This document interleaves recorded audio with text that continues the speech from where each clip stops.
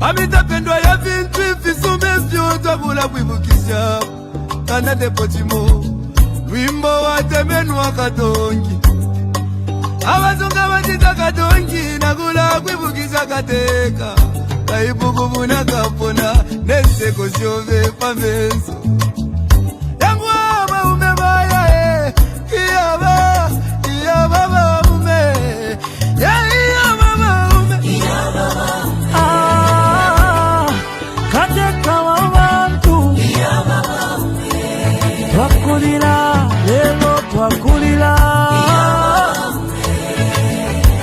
Kukonke milimo shove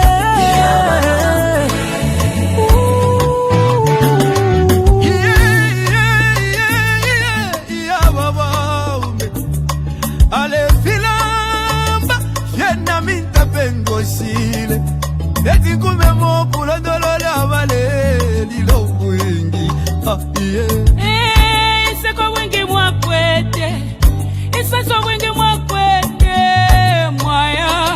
Mwaya mwende wino tata wesu Katusi muchi wakege Wali bomba kale Lomba mwatu jatuleli lake Mupanga chiba Benda Mupanga mwine Oya mwine Ide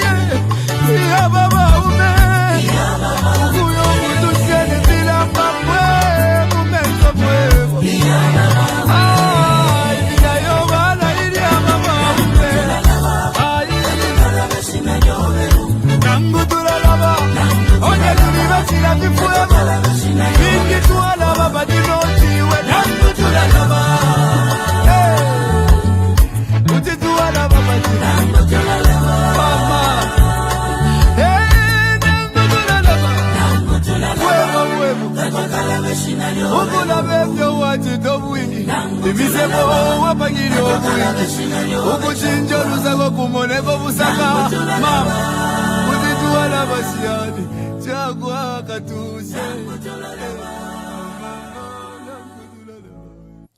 Good evening and welcome to today's broadcast. It's a blessed day of the Lord, Monday, July 21st. And for wherever you are listening to us and wherever you are watching us, share the broadcast. We have a very interesting program today.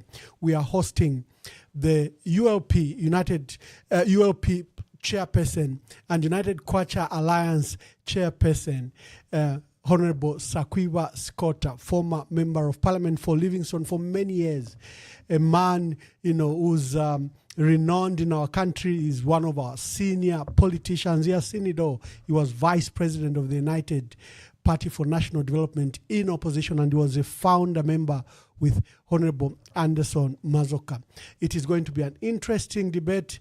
Let Honorable Sakwiba give you just who he is in this small clip. He was addressing University of Zambia students before I bring him on. And today we are discussing the United Front in the opposition. Is it possible?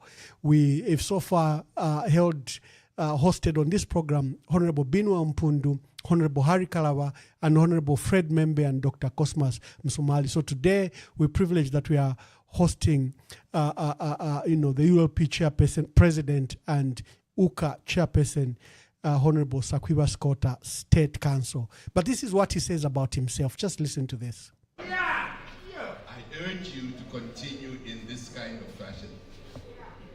I used to be in several committees whilst I was in Parliament. I was the chair of the Tourism Committee at one stage, chair of the Youth and Sports Committee at one stage, chair of the Health Committee at one stage, chair of the Energy Committee at one stage, and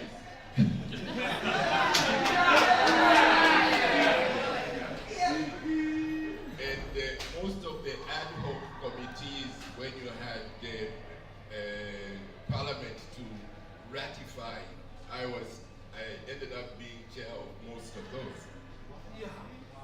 I was also on the Privileges and Support Services Committee, which is the one which deals with discipline of parliamentarians. And so I know what is bad parliamentary practice and so on. And having seen the way you conducted yourselves today, I think that I would have been redundant in that committee. I wish to applaud the maturity with which you were conducting yourselves. Not just maturity, but struck me the most is the high level of discourse that you were having. It was, you could see that everybody had really thought out what they were coming to say. They had researched it, and they were saying things that made sense. One thing you can be proud about is that you're going to change the way people look at the youths who are in politics. Right now, most people think that if you're talking about youth or young people in politics, they have to hurl stones, or they have to hurl rocks, or hurl insults. You were doing none of that. You were hurling ideas. And that is what is needed. Youths who can hurl ideas, thoughts. People, youths who can hurl a better way of interacting with each other. I would much rather have you come and talk to us than some of the people we get who are supposed to be mature. They have not shown the level of maturity that you have. To the patron, I want to say that this initiative is really good in that I was privileged to have been in the Students United Nations, which is held in Geneva, because luckily for me, I was privileged to have my father who was a diplomat, so I was in school there in Geneva. And that's where I cut my teeth in terms of being able to debate, in terms of being confident enough to stand before people and to talk. And so what you're doing now is having that opportunity to build up your confidence, to build up your self-belief. If I hadn't had that, perhaps I would never have been Member of Parliament for Livingston. But I cut my teeth there. So you should do the same as well. And each and every one of you I've seen speaking today, should you happen to be the candidate in the constituency where I live, I'm pledging to you today that you will have my vote.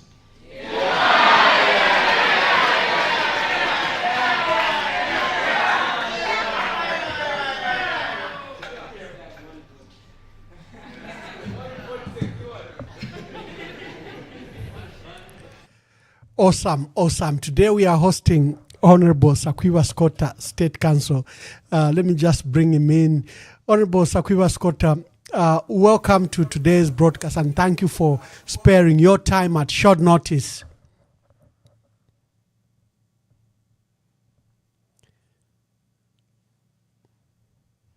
Oh, wonderful. Honorable Sakwiba Sikota, we brought you today on this program, I think for one critical issue, just how the united opposition can look at the crisis that we have in the country. The nation is looking to the opposition for solution. But maybe before we get that, get us a feel of the state of the country at the moment. I think I've never seen this country at such a low ebb. Everywhere you go, everybody you talk to, every kind of situation, whether it's at the market, whether it's at a funeral, a wedding, anywhere where you go, people are talking politics.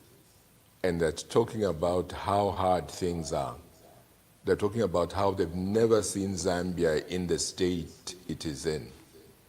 They're talking about the unnecessary animosity which is shown by different parties to each other. They're talking about the regional conflicts that seem to be brewing up. And they're saying, why have all these things started to occur during this government? That is what everybody's asking. The Honorable Sakwiba Sikota, the state of the country, as you've rightly said, is stinging, especially the crisis such as the cost of living crisis, the load shedding, I think the longest we've seen in many years, the failure by President Hakainde Hichilema to get hold of this economy and make a turnaround. What do you think is a crisis? Is it a crisis of leadership, policies? Where do you point where the crisis is? Thank you. It's a combination of various things. It is a crisis of leadership. It is also a crisis of the policies. Crisis of leadership in the sense that you have people ruling this country who feel they know everything. And as a result, they don't listen to anybody. You have people who are in industry and who have been leaders in the economy, who were very happy with the candidature of the current president. And they thought that things would be going right. But to their dismay, when you talk to them now, they all say that the president now does not listen to them. He paid lip service to what they were saying before he went in. And if you noticed, during his campaigns, he would say yes to everything. If he was talking to the consumers, he would tell them that the price of mealie meal, he would bring it down.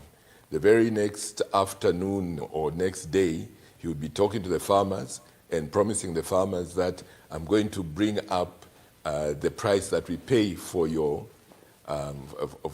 maize.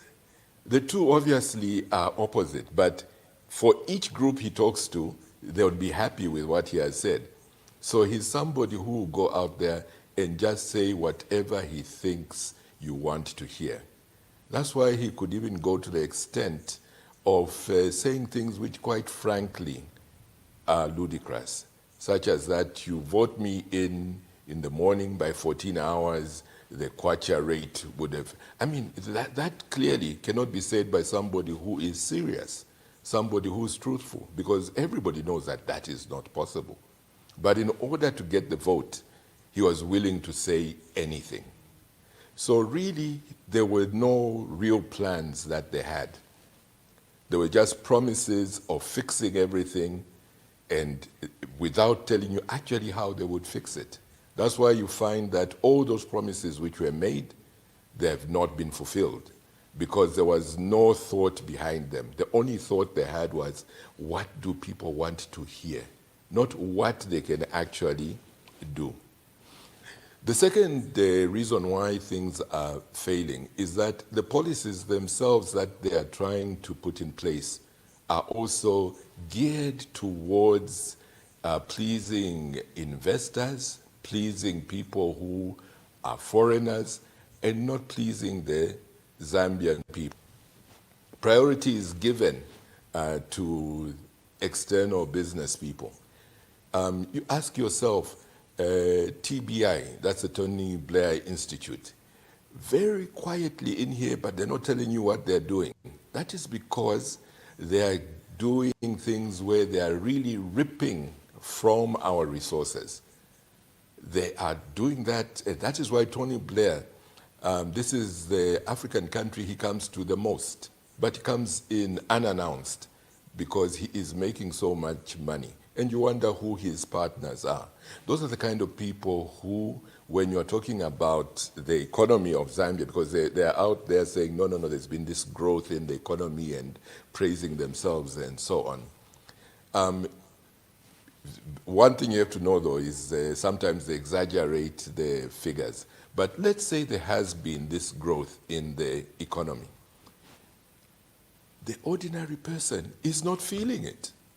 The only people who are gaining are like the mining companies and so on. So all those things about that GDP has gone up and so on, it may have gone up, but it is not coming down to the ordinary person. It is all going out to these business people and their partners. And so the policies are wrong in that they are not looking after the middle class, they're not looking after the lower classes and so forth. And then also there is a high level of corruption that is there, a terribly high level of corruption. And they are not willing to actually do anything about it. They had to be forced, for example, with this medical scandal that we have, they had to be forced by the American ambassador having to cry. It was so bad that he cried. That is when now they're trying to make it seem like they're doing something. But that is something that has been there for years. The American government told them about it about 3 years ago, but they did nothing until, out of pure frustration, the American ambassador had to actually cry. That's how bad it is that you're even making diplomats cry. That's how bad it is. The crisis of the UPND and President Hakainde Hichilema, you can fail to actually track them. You know, if it is not the constitution that blasts him for abrogating the constitution or in the constitutional amendments and directs him to abandon the process in parliament, it will be a scandal in the mining sector, in the agricultural sector, the medicine scandal. We now have this audio. I don't know if you had an opportunity to listen to this audio. Yes, I did have an opportunity. The audio for me gives me an insight in the workings of President Hakainde Hichilema. First, the extrajudicial and extra normal processes that is willing to jump just to get things done. Is that a normal type of leadership? What is the view of the opposition on matters like this? It's really, really very disheartening that we have a country where such a thing is exposed, and the government does not take it seriously. Whether it is true or not true, the allegations are so serious that the head of state himself, who is mentioned in there, must come and face the Zambian people and address them on this issue. Sending his press people to make blanket denials that, oh, that's AI and so on, is not what should be done. He has to face the people. Now, turning to their allegation that that is AI, if they truly believe that, let them have that sent for professional analysis as to whether or not it is AI. And I am pretty sure that it is not AI, because AI has problems with local languages, such as Bemba, for example. It is not something where it's got a sufficient sort of like programming and training in to be able to adequately make a realistic voice concoction. What makes it even more complex is that you have the person who is speaking also chewing and so on, making it even more complicated for AI to be able to do that. The other factor which is there is that with AI, a lot of times you'll find that there is no emotion in the words. AI has problems with putting in that emotion during the speaking. I'm sure, Emmanuel, you have seen this, is it Muzungu or Kazungu, Kamukomboni or something like that. I forget exactly what the name of the thing is, where they've got this white gentleman talking about Zambian politics. You can see that that is quite clearly AI, because you have this person and the body is absolutely still throughout the thing. It's just the head which is moving slightly and so on, and not in a very natural way. And then also, when you listen to the voice, there's no emotion in it. There's no inflections and so on, which would happen when naturally somebody is speaking. So you can easily tell that that thing is AI. But when you talk about this audio, there's so many inflections, and all the Bemba words are done perfectly. AI cannot do that. Cannot do that. And the person is chewing at the same time. AI has problems with putting in the breathing of somebody when they're breathing and talking. But you can hear that quite clearly in this audio. So, Chairman, when we received that audio, I think we took a great deal because of the gravity of the matters that have been discussed in that audio. We took a great deal to verify that it was not AI. We also took time to collaborate the information. I'll see there's a video of Honorable Robert Chabinga in an airlink. In the video, he's saying after he spoke to the president, after those 12 missed calls and 30 missed calls from the director of intelligence, he says when they finally told him, he finally went through, he said he would, jump on the plane. And he says, I'll jump even in economy, although I don't fly economy. Now there's a video that has emerged, he's in economy. And he talked about members of the PF that were on the plane that day. And you can see from the video, members of the PF, including the person he sat next to, Honorable Chanda Katoto, with the Luapula MP. So clearly, the video is real. It's gone through the scrutiny of test and verification. And like you said, If we had a serious government, the president himself will have addressed this matter. Whether he was going to dissociate himself from the plans that were revealed in this audio by Robert Chabinga and the cabinet minister, this matter is so serious, you can't trivialize and wish it away that it's an AI when you know the impact of even bilateral relations between Zambia and South Africa. We are seeing a leadership in crisis at every turn, whether it's a cost of living crisis, whether it's a load shedding issue. You have load shedding, our people are load shedded, they are only given power for 4-5 hours, and for 19 hours they are load shedded. Businesses are collapsing. But this government keeps on exporting power to Botswana, to the DRC. They even have brought power traders. You see leadership in crisis after crisis. I think it comes down to a leadership crisis. My question to you, do you think there's an opportunity for President Hakainde Hichilema and his government to recover? Because our dear brother, Honorable Dr. Stumbeko Msokotwane, only has 1 year and one budget. Do you think they can recover from all this crisis? Or it has become inevitable that Zambians have to look to you, the opposition? Before I come to that, I'd like to comment on one thing that you raised, that of the international repercussions of what has been said in that audio.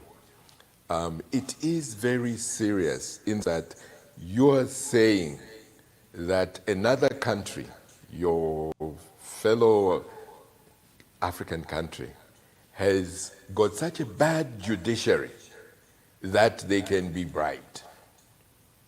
That's a very, very serious thing being said. And that one of the people in that audio is a minister of yours. And you're making those allegations. What does it do to our relations with South Africa? I'm pretty sure that the South African government is not happy. They may not have said anything because they would not like to escalate this more, but they've certainly taken note and said this is what the Zambian government is. Now, if the Zambian government is serious, even the leader of the opposition would make a statement in Parliament about this, explaining this. Not wait for somebody to demand that they be a statement by the leader of the opposition, but for them to do it themselves, because it is serious. And that brings us to the fact that this is not a serious government. That will not be done. And so these kind of mistakes will carry on happening. It's not only on the political front, but also on the economic front that they're making these problems. Like you were stating, exporting power whilst we are load shedding. You know, earlier on when they took away our strategic reserve maize and we didn't have enough.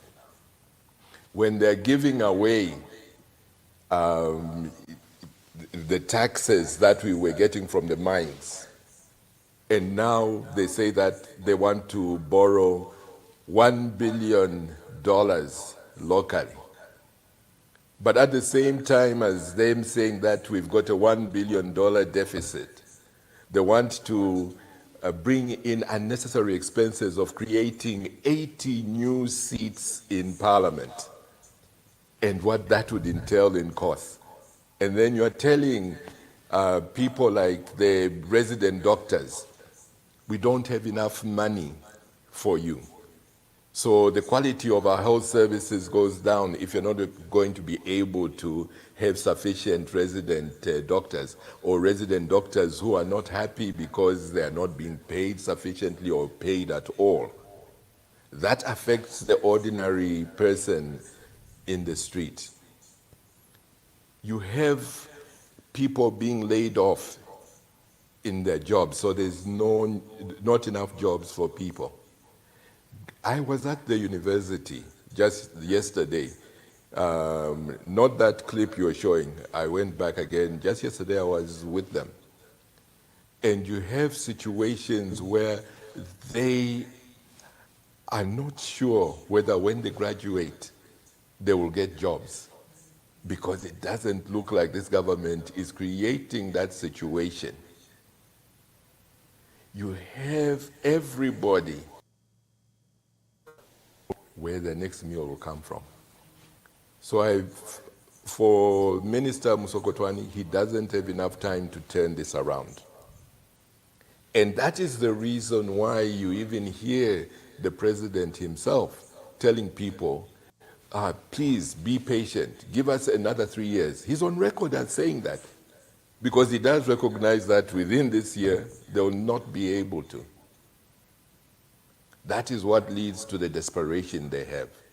Now, what you need is people who are focused on making things better for the Zambian people. And I believe that there are a lot of good people in the opposition who have that focus of not themselves, but the people of Zambia.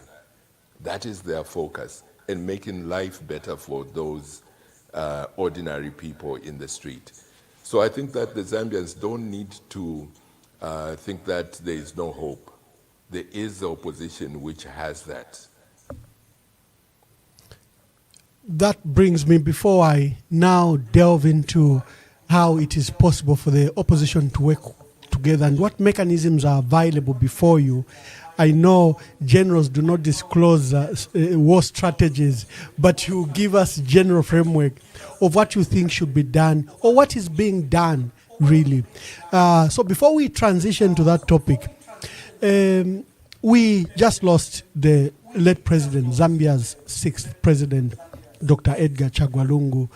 He was close to you from the profession and also in politics. We lost him on 5th June. He hasn't been put to rest because of the current standoff between the state, President Hakainde Hichilema, and the family. Just speak to the loss of the late president, how you took it. Maybe probably use the opportunity to pass your condolences, and also just give us some insights of you and President Edgar Chagwa Lungu. Thank you for that. Certainly, I would like to again pass my condolences to Esther and the family, and also to President Lungu's political family, that is the PF, and generally the opposition, because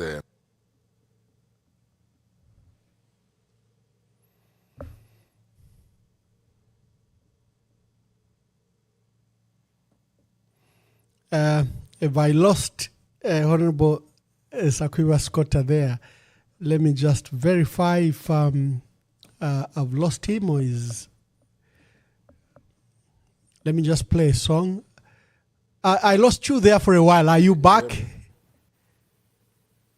Yes, I think you're back. Honorable Sakwiba Sikota, I think you're back. Can you hear me? Yes, Honorable Sakwiba Sikota, you can continue. I think you're back.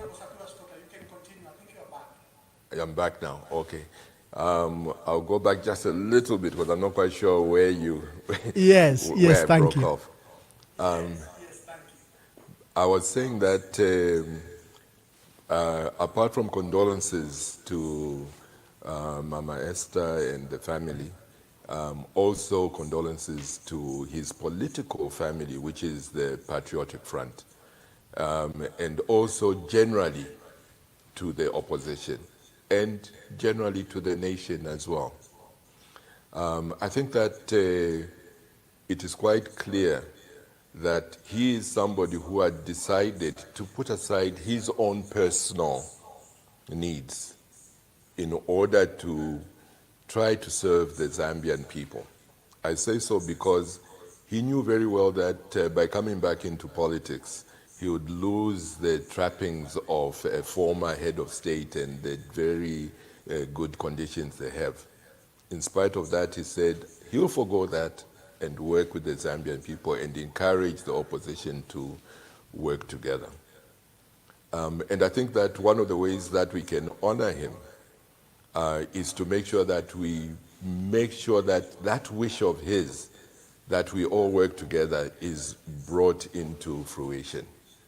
And that is something that we are working on.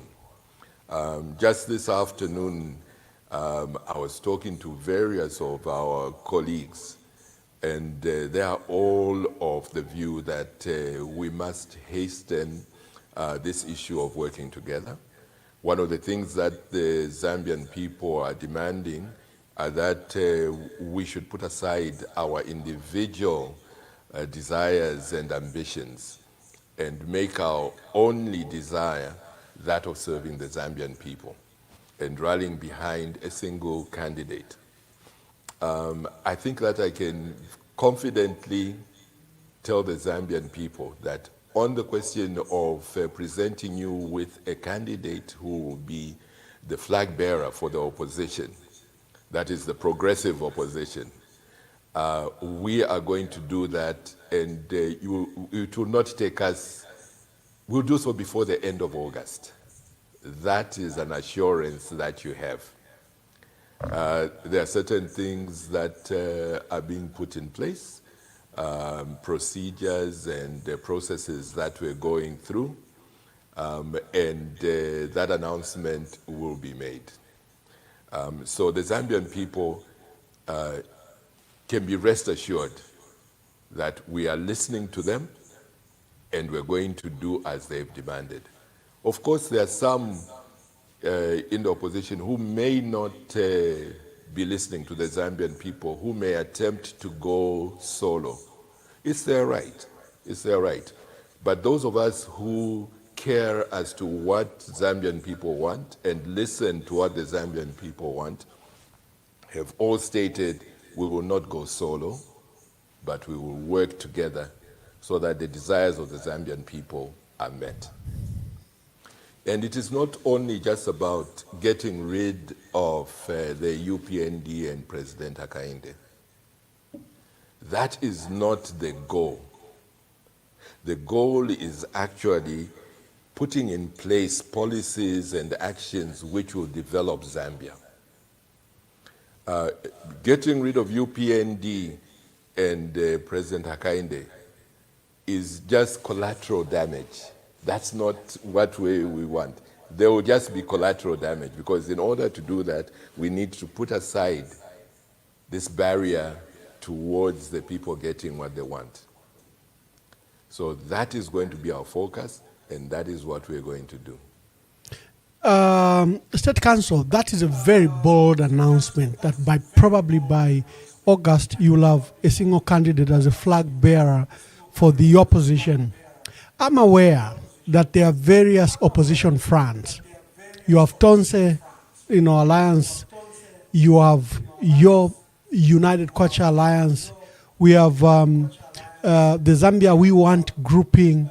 When you say we will likely have a flag bearer, do you mean under the United Kwacha Alliance only, or are you collaborating with the other alliances to see how you can then come up with one unified candidate for the opposition?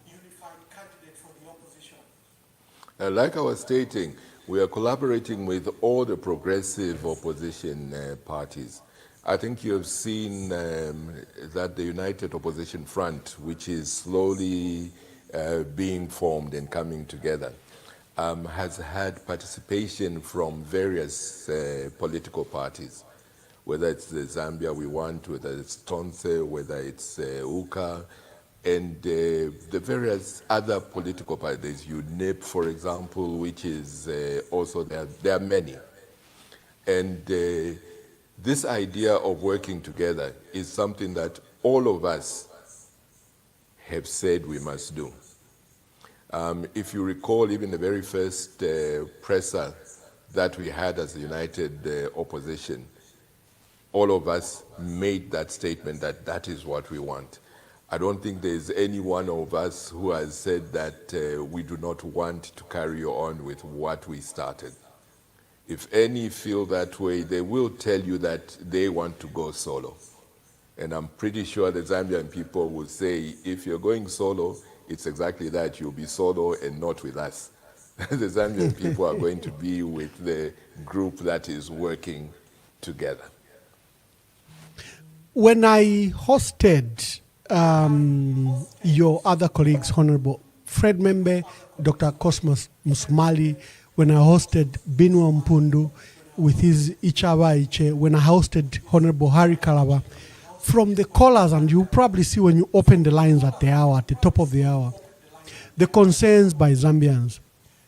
What should bring you together? Do you have a common framework of policies, for example, in health, education, or infrastructure? Are you also, other than just a candidate, are you also discussing deeper things like some unified basic policies? What should bring you together? Is, the UPND accuses the opposition of just that what brings them together is just the hate for Hakainde Hichilema, uses such a strong term. You have seen him even when you were speaking to Isaac Mwanza and the group of civil society. He lamented that everything he does is severely opposed by the opposition because they don't like him. Even made attribution, like maybe because of his tribe, something that was very unfortunate. But he says he's fought and that we didn't fight this severe, the other 6 presidents. We seem to have exclusive fight for him because he said he's a pariah. Is the opposition coming together because we have a pariah in State House? Is the opposition coming together for maybe a bigger purpose? Maybe speak to that. No, thank you very much for that. When you ask me that question, it reminds me of what President Kaunda said, late President Kaunda. And as you know, he's somebody who had been in politics for so long, from the time he was very young in age. And he has met all kinds of different politicians in all kinds of different situations. And there's an interview where he is asked to assess what he thinks about Zambia and its leaders. And he only picks out one person as being the one he's afraid of in terms of keeping the unity of the country together. I think you've all seen that. So what made Dr. Kaunda do that? I don't think you can say that Dr. Kaunda hated Tongas. He had Honorable Mainza Chona as his deputy for a very, very long time. He had Kebi Musokotwani as his a deputy for a long time. So clearly, he was seeing something which perhaps the other Zambian people are now seeing. So it is not because of his tribe. It's because of the things he does. That is what is making people criticize him.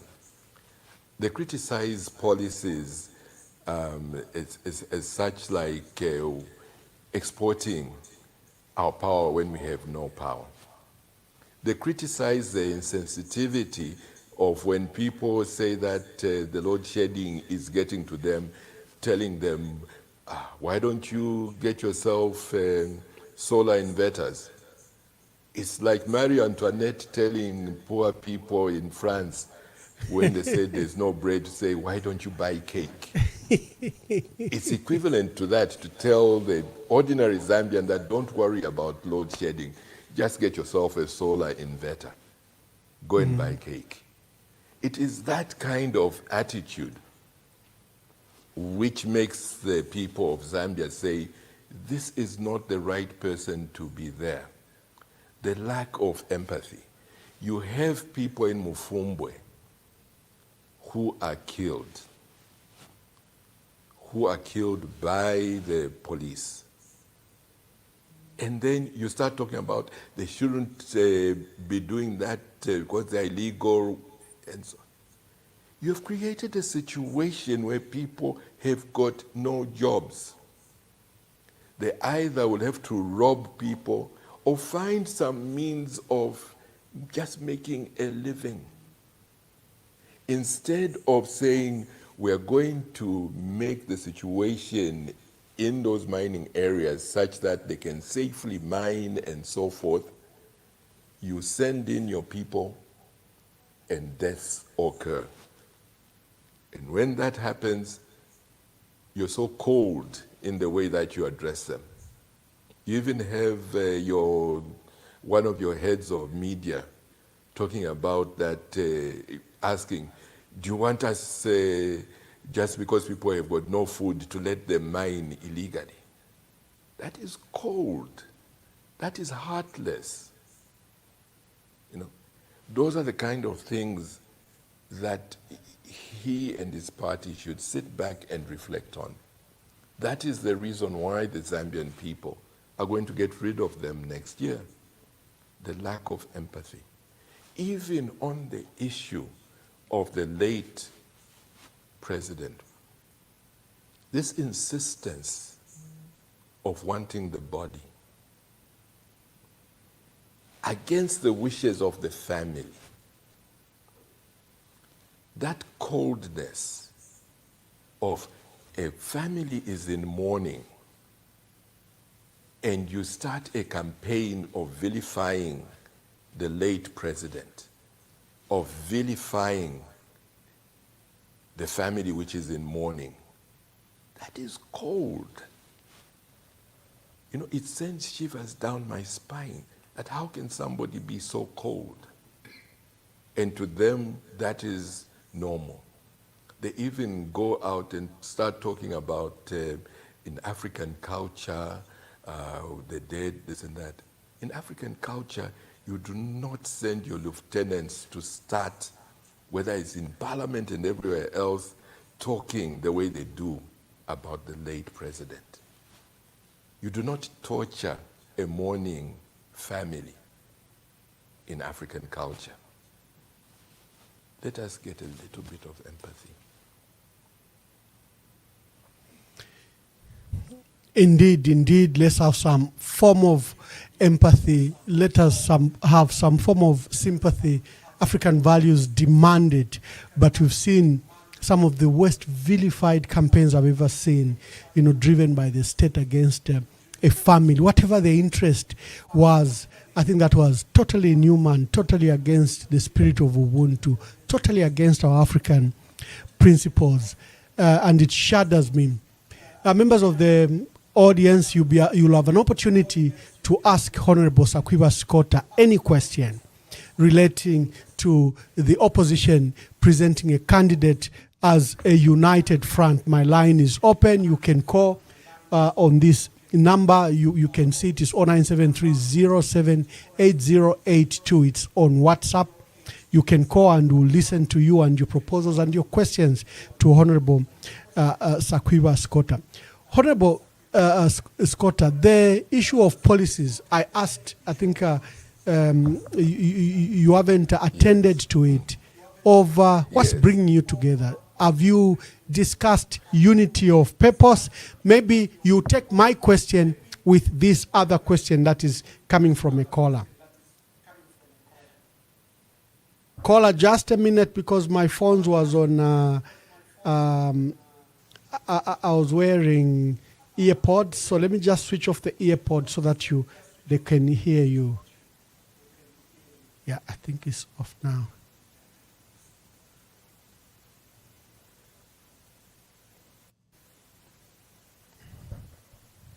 Caller, good evening. Please tell us your name and where you are calling us from. Good evening, Ambassador Mo. Anonymous, if that's okay. That's okay, Anonymous. Make your contribution. We are hosting United Kwacha Alliance Chairperson, Honorable Sakwiba Sikota here. Yes, I'm very delighted to see him. I've been longing to see his face. It's been a long time. So, good evening,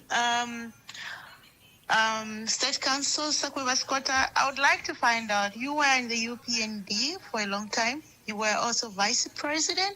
I believe you are also from the initiation with the late Anderson Mazoka.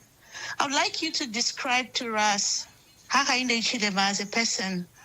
What kind of a human being is he? Like, what was your experience with him? Because maybe if you can tell us who he is, we will be able to, like, understand and relate to how he's ruling, because I don't understand how he's ruling Zambia like his kitchen, because these are human beings that he's dealing with and he doesn't care. He's pushing his own agendas. The Bill 7s, he doesn't care about development. He doesn't care about the economy. He says that he's an economy. That was his gospel. But now we don't see him talking about the economy anymore. The only thing he talks about, he's crying about the constitution, which he breaks every day. He breaks our constitution. He's ripping it off. He doesn't care about what the Zambians say. He doesn't care. He swore to protect this thing, and he's just doing his own things. I want to know, what kind of a person is Hakainde Hichilema on a personal level for somebody like you? Thank you. Thank you. Good evening. Please tell us your name and where you're calling us from. Yeah, good evening, Ambassador Mwamba. Good evening. Yeah, and good evening, Honorable Sakwiba Sikota. Thank you. He can hear you. Good evening. Yeah, it's good to have you. And my name is Patrick Chilufya, and I'm calling from the UK. Just to introduce myself a bit, Ambassador Mwamba knows me. Honorable Sikota, I was one of the people in the diaspora who came together and ushered in, who helped HH ushered into power. And I'm also one of the few Zambians, most Zambians in the diaspora, who are now saying this is not the man we supported, because he's made a 360 degrees U-turn against all the things we agreed upon, the principles, you know, the 10-point plan and everything. So we are so sorry, and we have to rectify our mistake. And we're praying that the united opposition front becomes a reality, because the way Zambia is at the moment, another 5 years we are doomed. And we are looking, all Zambians, Honorable Sakwiba, I was in Zambia in November last year. And because I'm writing a book, and one of the chapters in that book is about Zambia. So I've been researching, and so I traveled from Livingstone up to the end of Northwestern Province. Zambians are saying we need a strong opposition, because we need a vehicle to remove this government. We cannot live in a country where we are canned. And other people like me who lived a bit in UNIP, we are saying we cannot go back to one-party state. You know, where you were scared who is standing on your left. You know, and not only that, under Kaunda, we were united. There was a unity of purpose, one Zambia, one nation. In this government, there is not even unit. So Zambia is in a terrible situation. The audio is so embarrassing. I've had friends calling me from South Africa. I lived in South Africa for 10 years. So I've got a lot of friends I worked with at BP, at Castro. They are saying, what's wrong with Zambia now? One of them was telling me, you guys, are you exporting corruption and confusion to other countries now, to your neighboring countries? Can you believe it? But anyway, let me move on. You are right, Honorable Sakwiba. The biggest problem Zambia is facing now is that of leadership. And this is why I'm writing a book on leadership. And corruption, Honorable Sakwiba, is a symptom of bad leadership. So there's no way the president can run away from the corruption, because the buck stops at him. So, Sakwiba, what are you going to do about this demon called corruption? How are you going to deal with it? Because Sakwiba, HH knew about corruption in the Ministry of Health. And when Sata was president, he wrote to him around 2012, 2013, to say you should fire Sylvia Masewo and Winter Kavimba because they are corrupt. And he appointed Sylvia Masewo, the same person he said was corrupt, to be in a ministry that has been used as a cash cow for corrupt people. You remember Dr. Bulaya was jailed in 2008, Kapuko was jailed, but he goes and he knew that there's corruption. How come he never resolved that issue? What is a united front? What are you going to do? Because corruption is robbing Zambians, medicine, jobs, everything. And then, what is your passion for Zambia? Thank you, Chilufya, from the United Kingdom. Let me just finish the last one. Yeah. And then Sakwiba. All Zambians are talking about it, especially the Copper Belt and the Northwestern Province, about our minerals. Look at Mufumbwe. Zambia, I've done my research for Sakwiba. No nation has developed without harnessing or leveraging their God-given resources to the benefits of their people. If you remember, Kaunda developed Zambia after taking control of the minerals. You remember the 51% he got in 1969. That's how we built Tazara and everything. But us, we are selling out our minerals. Look at Mopani. It was given to their friends. Everybody knows about it. What are you going to do? Because Zambians are saying we wanted the next thing in the next election is minerals. We want to control. They are not saying we need to grab, we need to nationalize, but we need to control. Because we've tried everything. If we say, let's tax them on sales, they transfer price. Let's tax them on royalties, they cook the production. And you remember Mwanawasa and Mangande said, let's introduce windfall tax. And it was going to bring billions and billions. What happened? Musokotwane stopped it. So what is what do you think about that? What are you going to do about our mineral resources? And lastly, microeconomic gains are not translated to low cost of living, food on the table. What is the new United Front is going to do about this issue? I rest my case. Thank you, Chilufya, from the United Kingdom. We have another caller. Caller, please tell us your name and where you are calling us from.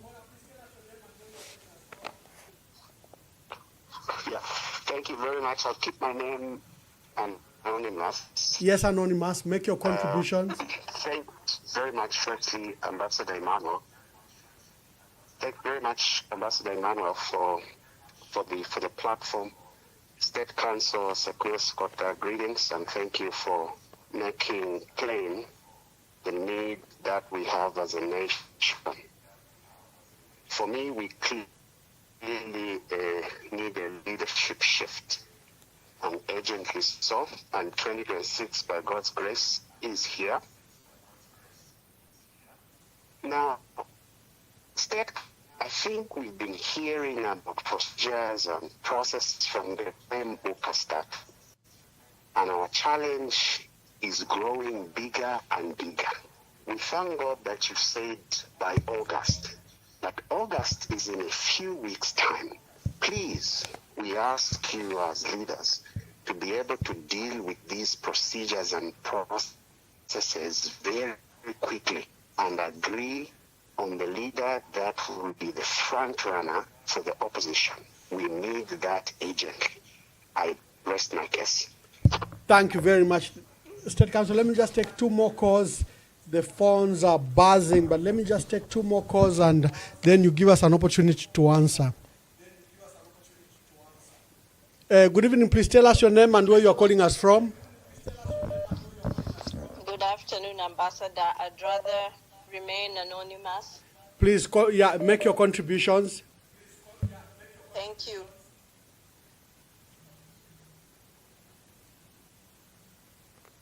Yeah, hello. Please make your contribution. Can't hear. Okay, Ambassador Mwamba. Good evening. I'd rather remain anonymous. Yeah, we've gotten that. Thank you very much. Make your contribution. Yes. Okay, so my contribution is going to the United Front that's coming up so that we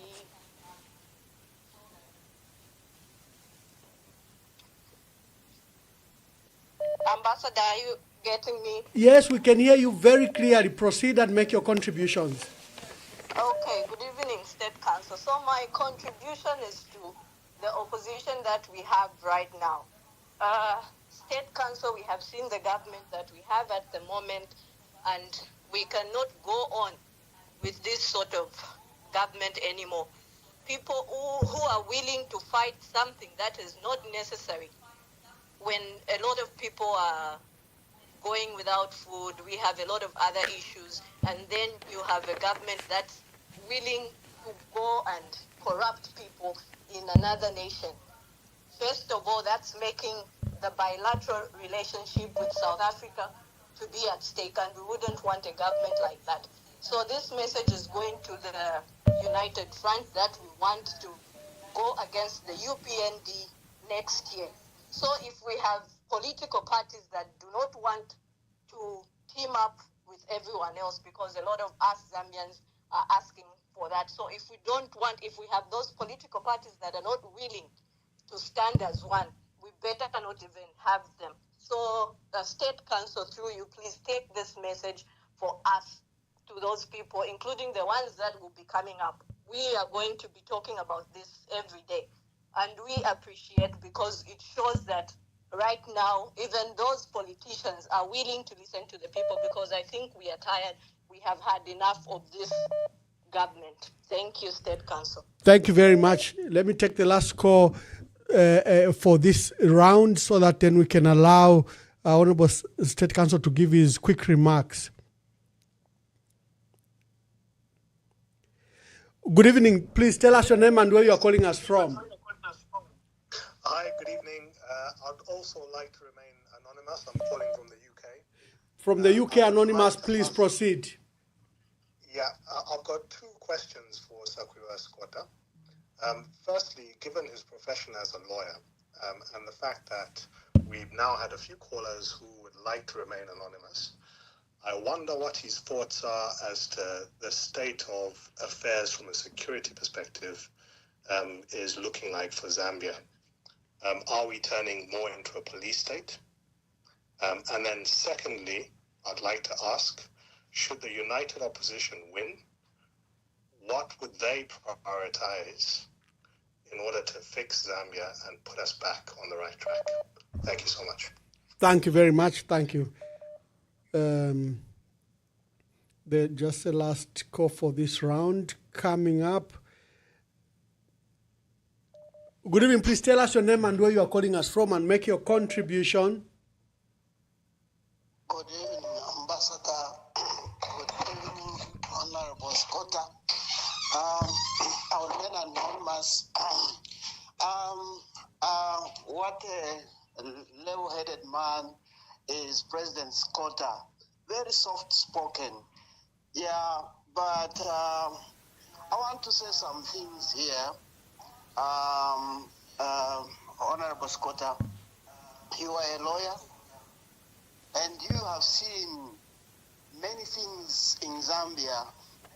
I think from the time of Dr. Kaunda, you have seen cases, you have seen how government was run during that time, and you have seen what is happening now. What is your take on the state of affairs when it comes to the running of elections by ECZ?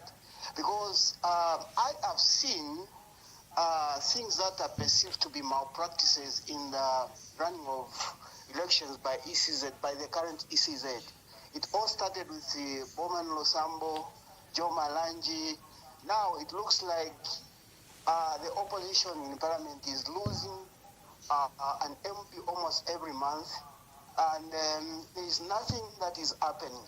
As the opposition front, what are you doing about it? Are you going to just watch and see everyone, every position, every member of the opposition taken? Because from now, I think the opposition has lost a good number of people to the UPND by these by-elections. So are you just going to look at this situation just like that? Number two, I wanted to know from you, sir. You are a lawyer. There are so many things that are happening in this country. Partly is human rights abuses. There is a report that was done by a rapporteur. What are you going to do about that report? Because if nothing is done, the government will say it is well. Everything that we are doing is okay. There is nothing that we can do. We saw during the UPND when they were in opposition, they used to run to Commonwealth, UN, SADC, and all these organizations. And we saw how that Commonwealth Secretary General turned Zambia as a second home. She was coming here in order to speak to the government about certain things. As the opposition, are you going to do the same thing? Are you going to talk to this Commonwealth, UN, and all these people? Because the picture is not right, the picture is not good. The issue of cyber laws is one worry. You know, cyber security, cyber laws, or I can say social media, is a community. We can't live without social media. It's part of our lives. Now, if we can't use social media the way we're supposed to use for fear to be arrested or be given criminal charges, what is there? What is a phone for? How are people going to communicate? How are people going to receive the information about some of these things? We have seen everyone is in fear. The church is in fear. Journalists are in fear. They cannot report on something. So it's a kind of scaring kind of scenario. So what is your take on these matters, sir? Thank you. Thank you very much. Honorable Chairman, as you have seen, this is a very highly interactive program and there are so many calls. But quickly give you a good answer, then we go to another set of calls and then, we begin to wind down to allow you to rest. But you can pick up from the callers that have asked so far. Well, thank you very much. We don't need to wind down for me to rest. There is no rest that we can have as people serving the people of Zambia. Thank you. Thank you for giving me some more time. Yeah. There was the question which was raised by Anne. I'm calling her Anne, shortening anonymous to Anne, by Anne, the first Anne. And I think that it does tie in also with some of the things that Patrick from the UK was asking. You have to understand that President Hakainde is somebody who did not have any history of wanting to serve people.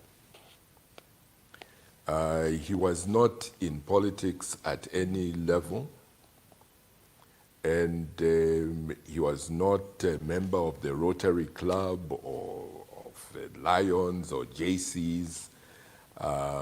He doesn't have a history of serving the people. He's just got a history of being in business and making money for himself and his friends. That is his history. So it's not surprising that now that he has got political power, it is not the people that he is serving, but he is, again, serving his friends who are now making very good money, getting into partnership with all kinds of international companies and so forth. So the background of somebody and what they've done in life tells you what they will continue doing. That is why you need people who have got a background of having served people, of having served not just for themselves. And so that perhaps explains to you, Anne, as to what President Hakainde is. Now, Let me try to get to these questions. Patrick was saying that he hopes that the United Opposition Front becomes a reality. It is a reality, but what we need to do is this reality must present to the Zambian people what its policies are and who the flag bearer is. So that goes to the question that I had not answered earlier on. Yes, yes. If you recall, I said that we are putting in place certain things. Those things we are putting in place are to sort of like totally agree in terms of the policies that we're going to have. You'll also recall that I had said that our aim is not simply to remove UPND and President Hakainde. No. Their removal will merely be collateral damage. We look upon this as being the most important thing is not removal of UPND and President Hakainde. The most important thing is the day after. The day after we've removed them and we've won election. That's the most important thing. What are we going to present to the Zambian people? That's what is going to make us have these few weeks before the end of August, before we come back to you with the flag bearer. We don't want to just say, here's the flag bearer, and then the people say, yes, so what is the flag bearer going to do for us? And then we say, hold on, we'll come back to you on that. As we announce the flag bearer, we'll also be announcing to you that these are the important issues that we promised the Zambian people we are going to do. And this is how we are going to go about doing it. So that it will be not just the desire to get power. No. The day after is what is important. What are we going to do for the Zambian people? So that is going to be presented to you. There are certain things which we already know that we have to do. For example, if I jump to what somebody was asking a bit further down with regards to our minerals, we strongly believe that the minerals are for the Zambian people. That the Zambians should feel the benefits and get the benefits of their minerals.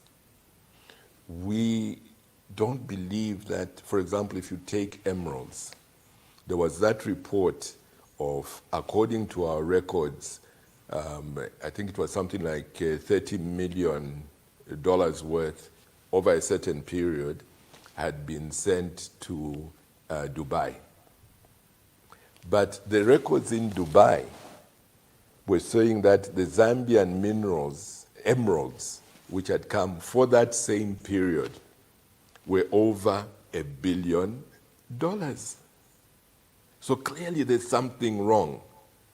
30 million and over $1 billion, we're losing a lot. If it was me, I know somebody was, again, in the question saying that we shouldn't be talking about grabbing the mines from people. We don't need to be crude like that, no. With emeralds, for example, I would give notice to the people who have got emerald mines that in 6 months' time, we are going to evaluate all the emerald mines which are there, and those which are not making profit and making losses, those ones we will take them. And how do we know which ones are making profits and losses and what we compensate them? It will be the declarations they have been making. So those people who have been declaring, for example, 30 million as opposed to 1 billion, would give them 30 million and take over that, and the Zambian people start thank you, Chair. I can see the phones are still buzzing. Just hold your thought. Let's just take a few more questions so that our members feel that they've interacted with you. Good evening. Please tell us your name and where you are calling us from, and kindly be brief so that we allow as many people as possible. Thank you, Ambassador, good evening, and good evening, State Council. Yeah, he can hear you. Proceed. Okay, thank you. I can't hear. I'll be brief, and may I just continue with being anonymous for now? We have seen that politicians, when they are in opposition, make very good promises. They say the right things that we want them to say. They make the right promises that we hope they can make.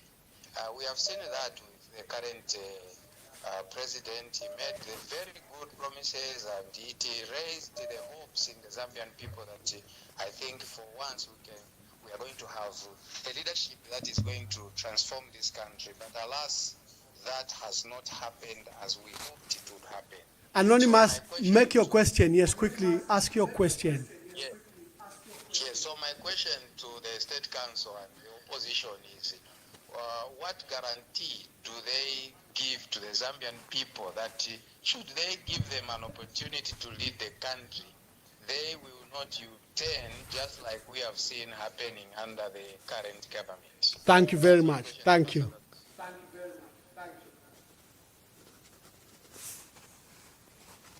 Good evening. Please tell us your name and where you are calling us from.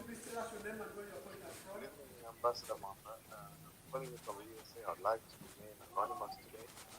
Yes. And good evening, State Council. Thank you. Please make your contribution. As we are talking about the United Fund, I want to pose this question to the State Council. What is your thought about the young people? In whatever discussions we are having as various political parties, where do you place the young people? Because the young people play a very cardinal role. We already have seen young people's movement that has come up, and the young people are this time demanding a place on the table of decision making. So what is your thought about the inclusion of young people? Thank you very much. Thank you very much.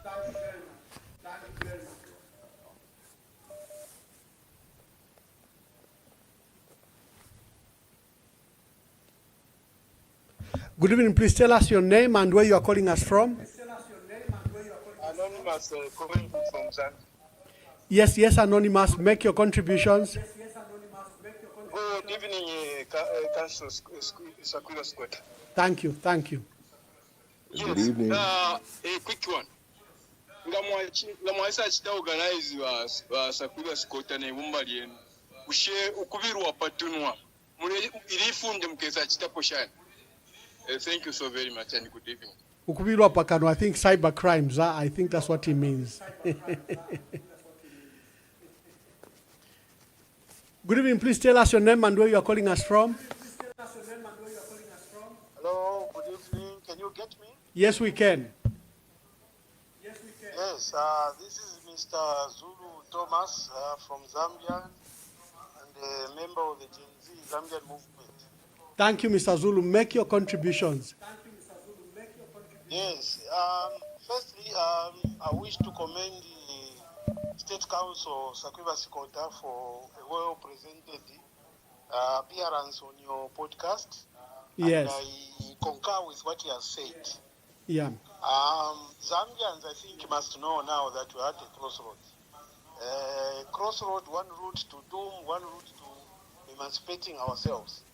The Zambians, I'm happy that they are aware that HH should go. They've already knocked him out of the ring. The Zambians are just now waiting to usher in a winner, which is from the opposition front, the opposition alliances to take over. Thank you. I cannot go on to actually tabulate the failures of HH because I'll take the whole day. Yeah. But what I know is that wherever you go now, everyone is complaining. Everyone wants 2026 to come early so they vote him out. And going is going. I also want to echo what the State Council has said. There is no differences within the opposition ranks. You know, when you have so many opposition fronts coming together, of course there might be one or two different issues that might come up. But the unity within the opposition front in Zambia, we are now moving to the apex. of an agreement, and he has already given a roadmap of around the August or before August, you see, where we shall usher in somebody who shall be in the opposition front. And this is the one the Zambians will lift. And I urge the Zambians to register as voters, to vote. Let's not just complain. Get on a minibus, they are complaining. Rules and regulations are being set up, they are being brought every day based on emotions, based on hate, based on feelings, based on rumors, based on going after the opposition. How many of Zambians are out now because of the same segregative, you know? Thank you, Gen Z. Let me take this call. Let me take this call. SG, I think. SG, good evening. SG, I'm live. Are you calling to contribute to Honorable Sakwiba Sikota's program, or you are calling for something personal and private? Personal. Oh. I don't know what your subject is, but I'm hosting. Okay, I'm hosting Honorable Sakwiba Sikota. You can just greet him, and then yeah.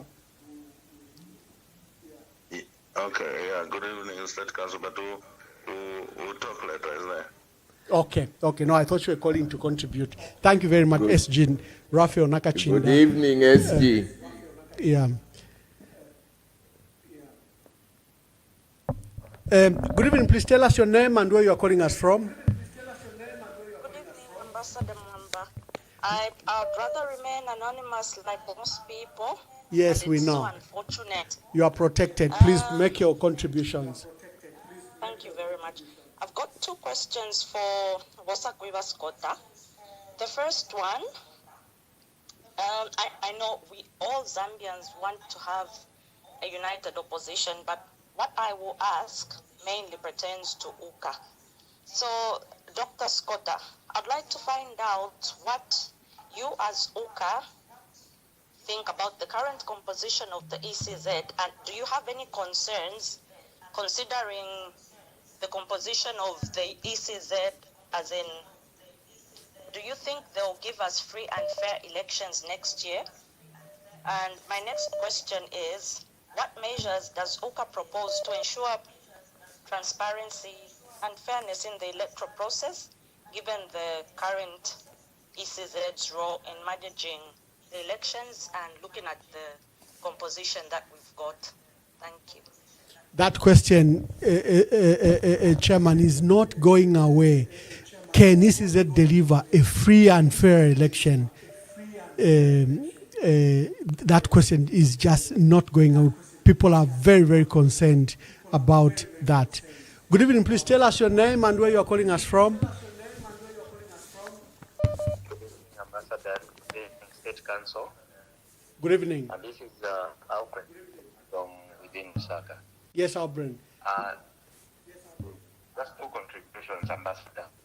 As a citizen of this country, I'm really worried about the bureau. Mm-hmm. And if he is attempting to bribe the foreign judges, what suppose he appoints? And what about those he is able to fire and to hire? I am very concerned and very worried about that. And every time we are citizens that we have got a bad leader whom we need to get rid of before he messes up further. We can't have one person messing the country up like this. Have you seen many anonymous? There's fear in people. There's so fear people speak. They can't disclose who they are. You know?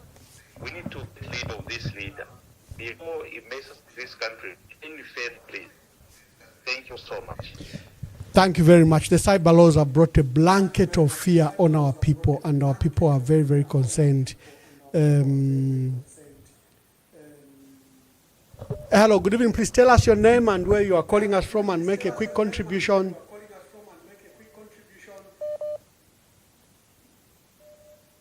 Hello, you are live. Good evening, Ambassador. Good evening. Please tell us your name and where you are calling us from. And Anonymous, and good evening, the State Council. Yes, Anonymous, make your contributions quickly. Yeah, we have a challenge in this country because my question is, what do you think about the institution of governance? Because what I think about this institution of governance, like the Electoral Commission of Zambia, the judiciary, all these institutions are compromised. But what guarantees we have that in case of any challenge in terms of election, this institution can protect the democracy of this country? And another issue I'm trying to put across is, I'm trying to urge all the opposition leaders to get united. If they fail to get united, I can assure them that all of them are going to prison. We are dealing with a very ruthless government and a very, very dangerous criminal syndicate. Thank you. Thank you very much. Unite or go to prison, Chair. That's a choice which is not a choice at all. Good evening. Please tell us your name and where you are calling us from. Good evening, Ambassador. This is Munkonge calling. Good evening. Mkwa ba Munkonge ku East London in South Africa. Ba Munkonge landeni po. Ipshen ba chair. Munkonge walishe wino. Question to the State Council. I want to State Council waisho kutuchitako address ushe chava shani kweli president to kwikala community house or state house or if kwali abantu abali responsible okubika president ku state house na ngumwe afira itwara kufye tiwaisho kutuchitako address pakwe bati twakwata ku ubishuriro no. Okay. Thank you very much. About the president living at State House. Yeah. Let's just take a raft of these phone calls and then allow State Council to answer. Good evening. Please tell us your name and where you are calling us from. Thank you, Mr. Emmanuel. Anonymous. Yes, Anonymous. Thank you. Just two questions for State Council, and thank you so much for well presented the presence on our Emmanuel Mamba Verified program. The issue of ECZ State Council. How safe are we that we are going to have fair and free election, and what are we doing about ECZ? So far, the happenings don't assure us confidence going forward. But we need a comment on that. Secondly, the issue of our constitution. What would be your comment regarding our constitution in its current state? Does it safeguard the freedoms and rights of our people, bearing in mind that it appears the president has too much powers? Do we think of looking at this so that our institutions that safeguard the freedoms of the people are safeguarded and the presidency power is controlled to some extent? Was there lies a problem? Thank you.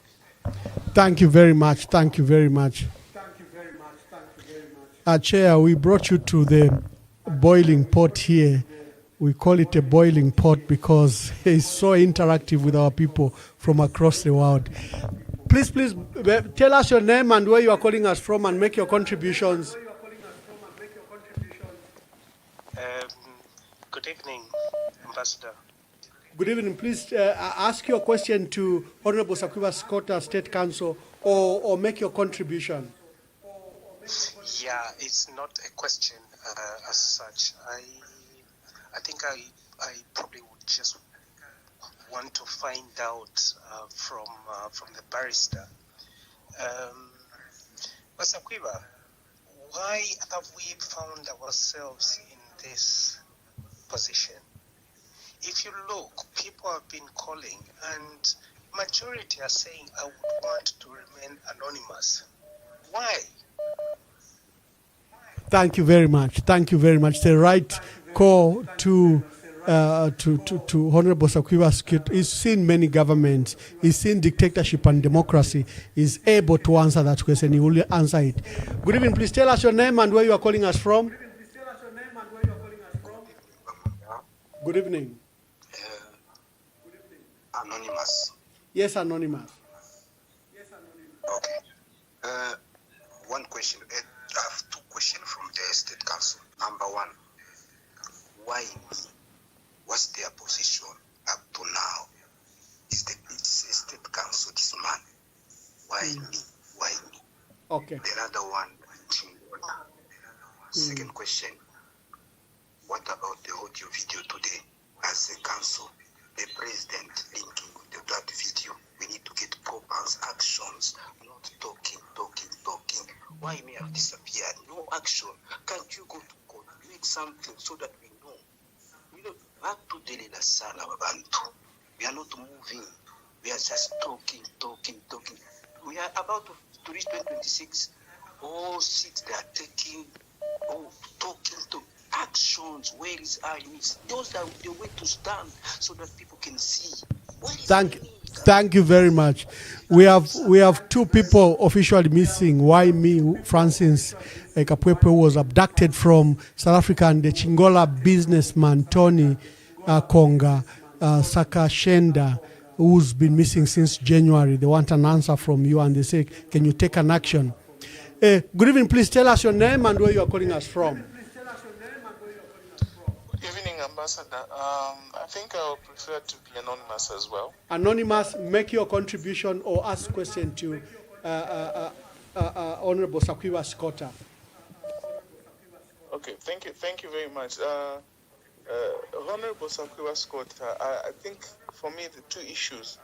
The first one has to do with the events that have taken place, and I would like to know if you think that these are good grounds for a honorable president to resign. Number one, there was an issue of Bill 7, which was done in a way that was unconstitutional, and the Constitutional Court ruled in that regard. And then there was an issue of the cyber laws that Laz has taken back to court, that the third reading was not done in Parliament. Then there was an issue of suing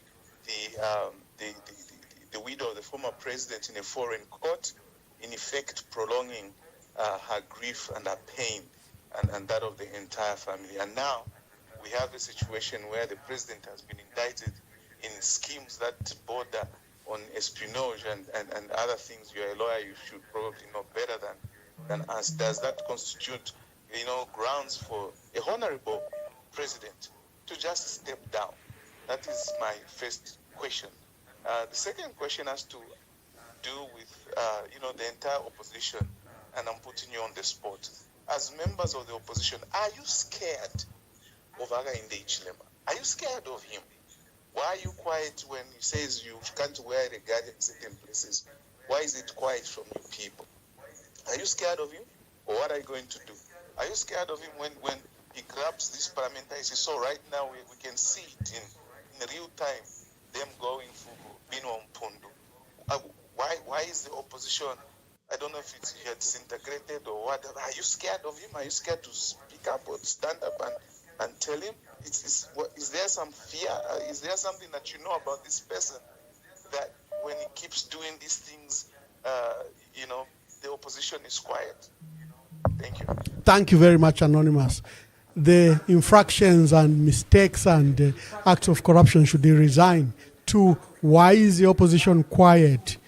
Now let me promise my guest 5 last calls, and we give him 15 minutes to wind up, answer and wind up. Good evening. Please tell us your name and tell us where you are calling us from. Yes, please. My name is Bruce. I'm calling from United Kingdom. Good evening, Ambassador, and also good evening to State Council. Thank you, Bruce. Make your contribution or your question. Yes, please. The question which I want to ask Ambassador Mwamba is that I've got two questions I want to ask.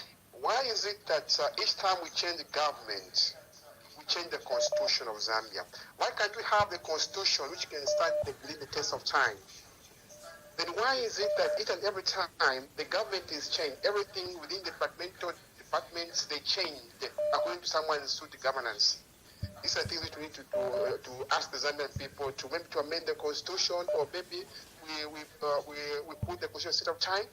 The other number two question I want to ask is that since our president is staying in Community House, what will happen when the government changes? Is it going to refund the taxpayers' money which has been spent on him staying in that side? What happens to the State House? Thank you very much for those two key questions. Let's take some more questions. So now 4 more questions I've taken. Yeah. Good evening. Please tell us your name and where you're calling us from.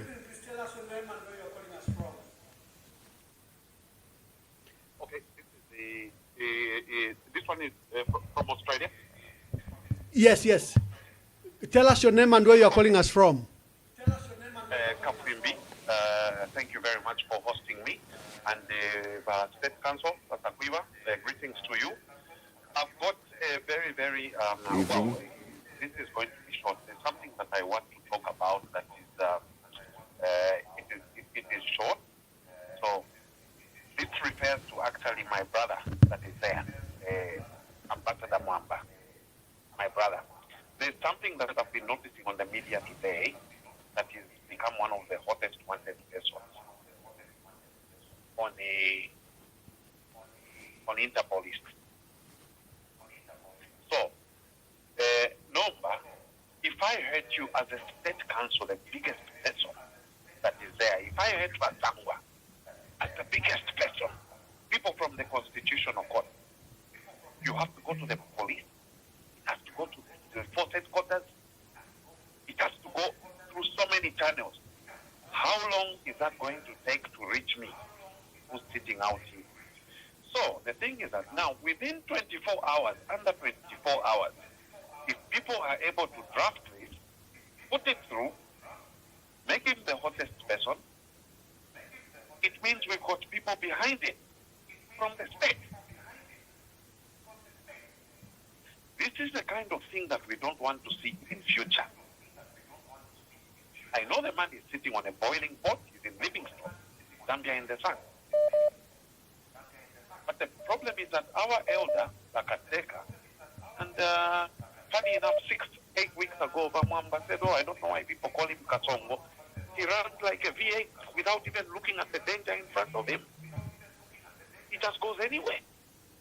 So that one, you can talk about it. And then the last one is the corruption that has been happening. There is a tendency to make us forget about all this corruption that is happening. We had a big issue that happened up north, CAR, Ikama Hospital, Army and what. Yes, we are happy they are building a barracks in Chalala or something like that. Are you going to bring up that so that we put these guys to account? When an opera, I don't want to go wrong because every day they are arresting people. You know, the young man Chris is in, study is in, everyone is just going in. It doesn't make sense. Thank you very much. Kafumbi from Australia. Thank you. I'm remaining now with 2. I think I've taken 3. I'm remaining with 2 to allow State Council to answer. Good evening. Please tell us your name and where you are calling us from. Thank you, Ambassador. I will remain anonymous. Yes, please. Yeah, first of all, Ambassador, I would want to commend you for the program. Yes, thank you. And indeed, everything that happens, there's always the hand of God. And I can assure you, your move to wherever you are was for a purpose, and it's really helping the country. What I would want to say to you is that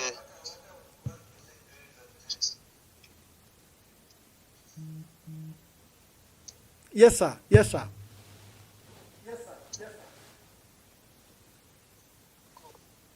Oh. Hello, please.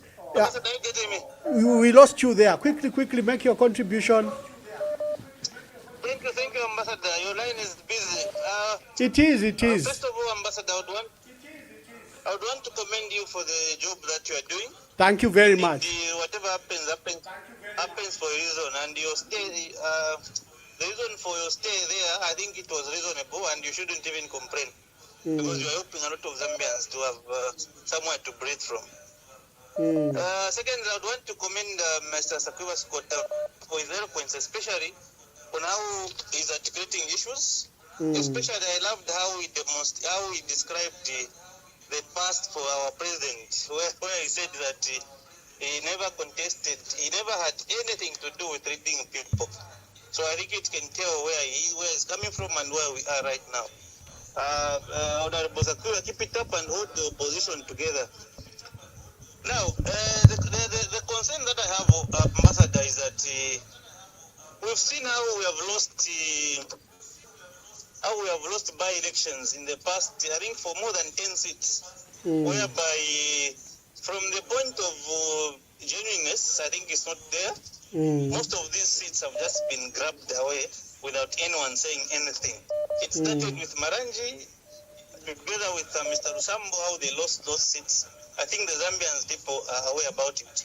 Now, the question is, we are having the same people who are winning by-elections without effort. They are winning them from the offices. What formula is there, Honorable, to secure that the person who is going to win next year will win according to the wishes of the people?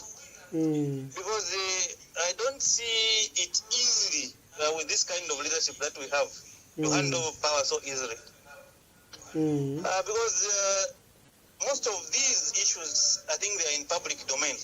And then I've got also talked the concern, Honorable, concerning the audio for Mr. Shavinga, where he said that the judges need to eat.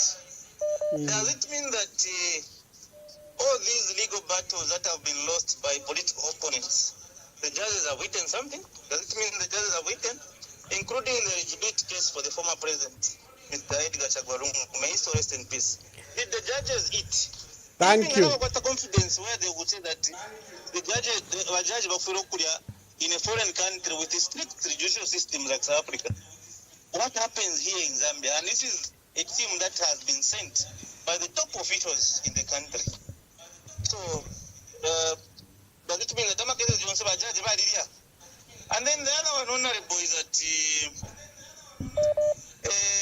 in the audio, there's where the woman cabinet minister was saying that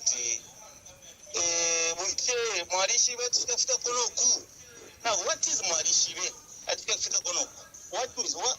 What is it that they did which they never realized that these things can come to this far? I think on that one also I've got a lot of question marks. Yeah, so Thank you, my brother. Thank you. Let me take the last call. Let me just take the last call now, and we can allow Honorable Sakwiba Sikota to answer and also wind up. Good evening. Please tell us your name and where you are calling us from, and your last caller. I know people are calling. I wish to apologize. We can't take any more calls. I'm so grateful. Please make your contributions.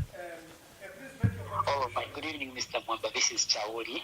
Okay. And I have one important question that is to ask you. This affects you from PF and also Mr. State Council. On the issue of organization, if you try to do retrospective and look back, you would find that some of these things which are happening, let's say dismantlement of PF, these are some of the things which are kind of, can be blamed on ourselves, So what is it that you are doing to ensure that you are organized? Because if you remember, the death of Mao Samba faction came in because they have failed to reorganize, in the first place. And later on, Uka also is kind of going to the demise because of, again, failing to organize. Citizen First President even left the party because of that. Even you as PF, you left UKA because of kind of failure to organize. So what are you doing? Because every day crying foul doesn't help. You need to get organized and fight this animal which is there. You cannot fight if you are fighting yourself. You are weak. Thank you. Thank you, my dear brother. Thank you very much. I'm so sorry. We have to allow Honorable Sakwiba Sikota. He's been so gracious. There are so many calls. I apologize, callers.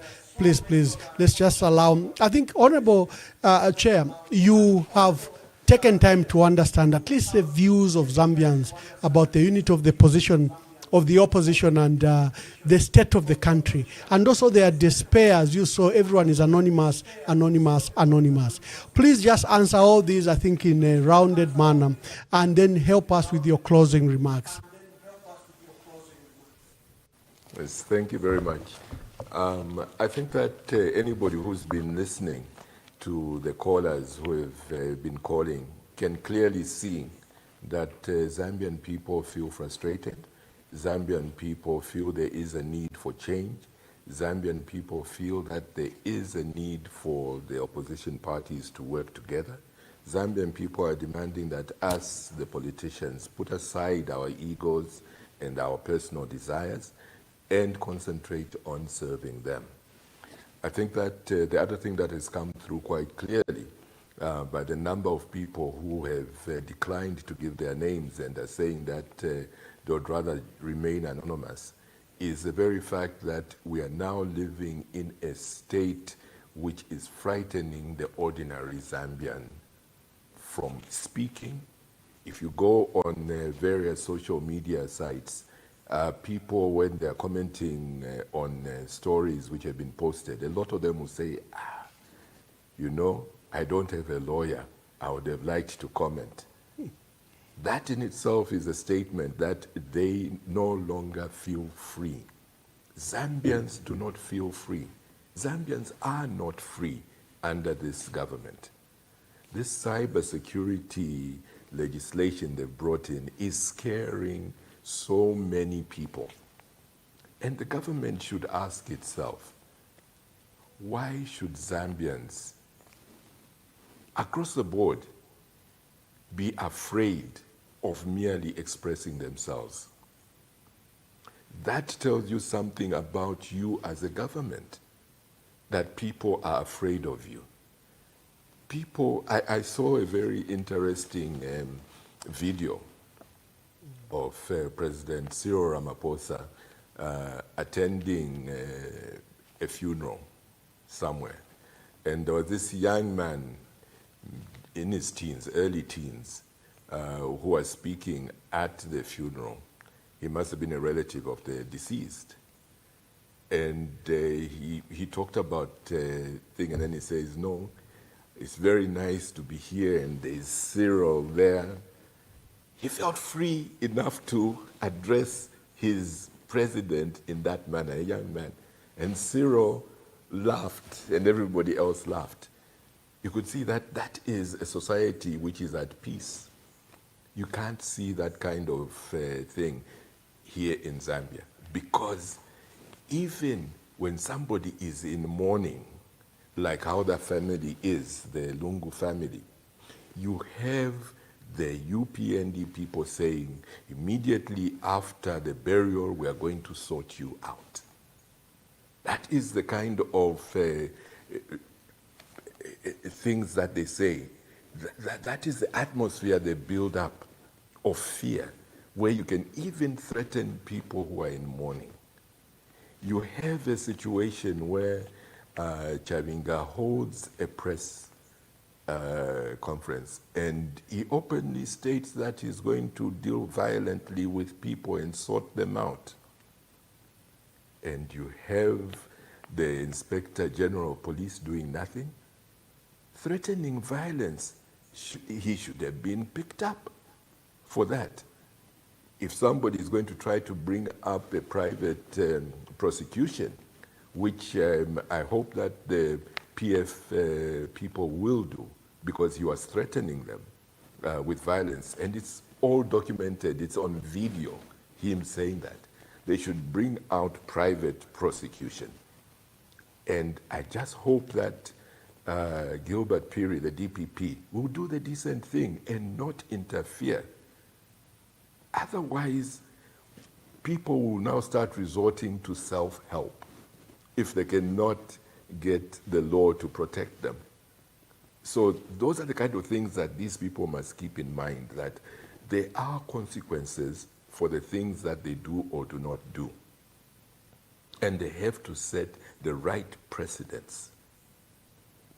So people saying that they're anonymous, I don't blame them. It's because of the direction that this government is taking the people. I think Ambassador stated that I have seen all of the governments we've had in Zambia, and I'm also lucky in that with each and every one of the presidents we've had, without exception, each and every one of them, I have had opportunity to have one-on-ones with them, to interact with them, each one, from Kaunda right up to the current one. And I can state quite honestly that the one who seems to have very little public relations, very little a sense of community is the current. I say that from experience I've had of, like I said, having interacted with each and every one of the presidents we've had in this country. One-on-one, not seeing them from afar, but having one-on-one discussions with them. We need to ensure that we get somebody who does not feel lack confidence so much that he has to resort to praising himself. Every single day, he has to praise himself. If you're confident in yourself, your works will speak for themselves. You don't need to start saying, I'm Nikambile, or, I did this and that. No, people will see for themselves. You don't need to force it on people to accept you and to praise you. That shows you the kind of person who is there. Now, when you have such a person, like somebody was saying, there's a need to ensure that they are removed. Because another 5 years of this government, I can assure you, we are going to go into a very, very dark place. We have had a one-party state in this country. We've had a situation where you had a state of emergency in this state. But I can state without any sense of contradiction that the one-party state with its state of emergency was a freer nation than what we have today under this government.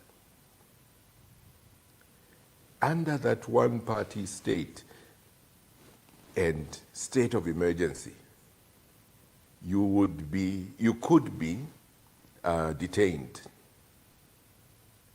But upon being detained, grounds for your detention would have to be given to you within 14 days. Today, there's no state of emergency. It's supposedly not a one-party state, but you have get people detained without being brought to court, without any grounds being given to them, longer than 14 days. You have people who cannot be accounted for. There are those two examples which were given by one of the callers. And this is even without a state of emergency being in place. It shows you how bad the situation is. How can that be happening? There's no state of emergency. Somebody was saying that, are we afraid? No, we're not afraid. That is why you have people who are speaking up. That is why you see that as the opposition, even when they've got these cyber laws, we do have our protests. We protested after Honorable Mawonga's case, merely putting up paper banners, not hurling insults or anything. In fact, our mouths were sealed with tape. And the police violently came, grabbing the posters from us at the courts. And there's no state of emergency. Just shows you how bad the situation is. I think that the Zambian people deserve better. There is Bill 7, like some people were saying, and now this government saying that in spite of what the Constitutional Court has said, they'll still go ahead and bring back Bill 7. And this is a government which promised people that they would adhere to the rule of law. The rule of law demands that when there is a court judgment, you accept the court judgment, even if it went against you. That's what the rule of law means. It doesn't mean that you say you don't care about what the Constitutional Court said, and in spite of what they said, you're going to go against what they have ruled. That is a total breakdown on the rule of law. Imagine if everybody in Zambia took that stance that this government is taking, that what the courts say doesn't matter. You can do whatever you like. Just try to imagine what that would mean. There would be total chaos, anarchy. Is that what this government wants? Is that what the Zambian people want? This government does want that, yes, it seems, but the Zambian people don't want that.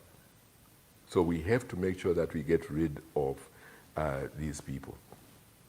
It goes again to other institutions, not just the legislature, National Assembly, in terms of it being a letdown, in terms of being a check and balance to other arms. When you look at the Electoral Commission of Zambia that people talked about, I think that quite clearly we need to have a new Electoral Commission of Zambia, one which is truly independent. The current chair is not independent. I mean, there's so many pictures of her in UPND gear.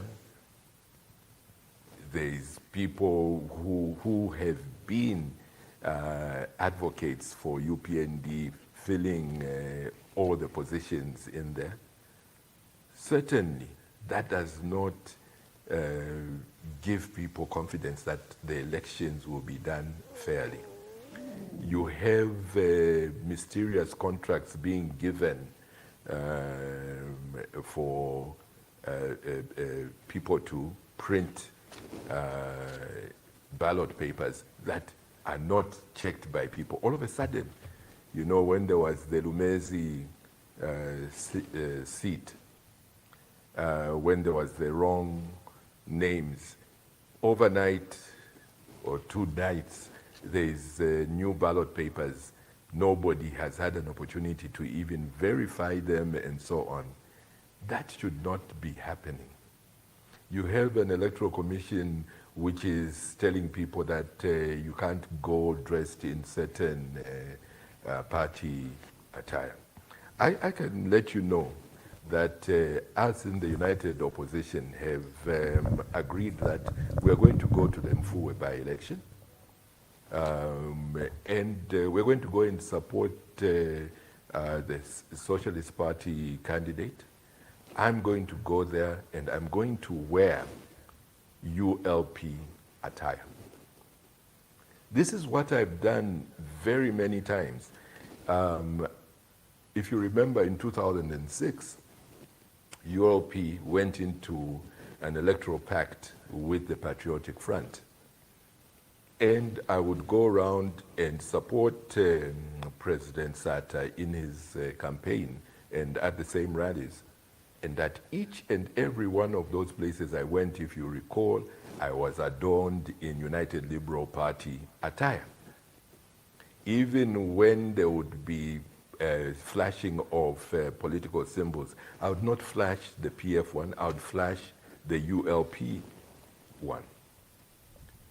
That is not the only time that I've gone to support somebody. In 2011, I went in support of Rupiah Banda and the MMD and went around the country with him. At all of the rallies where I went, again, I was not wearing MMD attire. I was wearing ULP. There's nothing wrong with that. Absolutely nothing wrong with that. And even the UPND itself, in the last election, their partners, they would wear, in the UPND alliance, they would wear and flash their symbols. There was nothing wrong with that, apparently, but now all of a sudden they say that that is wrong. That is the desperation that this government has. Everything that they were saying was bad when they were in opposition is now good. Everything they said they were going to do in opposition is now bad. An example of that is, for example, the very Cyber Security Act. They stated very clearly that one of the first things they would do is get rid of the Cyber Security Act. They come into power. What they do is to strengthen and make it even more harsh rather than getting rid of it. That's how insincere they are. That's what makes the Zambian people feel frustrated and say that they do not want to give this government any more time. It is because of things of that nature. Now, some of the people were asking to say, what are you going to do when you come in, and how do we know that you're not just going to tell us good things like how this government did and then do the opposite? There's a big difference between us and them.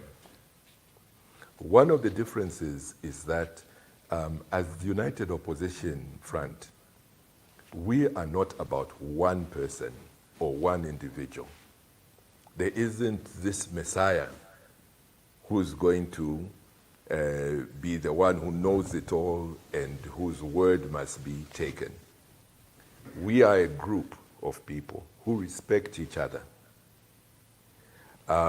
When we talk to each other, I don't go and kneel in front of President Shalakateka or go and kneel in front of President Trevor Mwamba or kneel in front of President Fred Membe, nor do they come and kneel before me and so on.